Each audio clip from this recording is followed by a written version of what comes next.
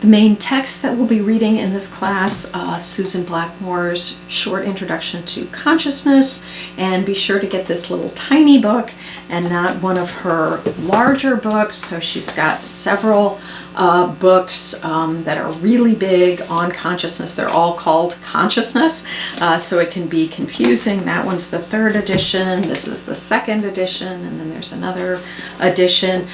These big books, if you've already gotten one of these big books, then you can keep it. It's more information than you get in the smaller books, and more is often better. If you want to do that, let me know, and I can give you a way to connect, to tell you what readings in the big book match the reading assignments for the little book.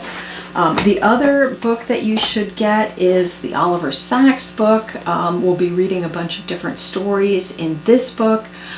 You don't absolutely have to buy the text. I will put it on reserve, and you can just read the stories in the library because they're pretty short stories. You could probably read each assignment in a couple of hours, but it's also a great book and it's not that expensive, so I recommend that you actually buy the Sacks book and the Blackmore book. In addition, there'll be a number of different articles that you'll need to read. Those are available on Canvas. You can either download those and print them, or read them in digital form.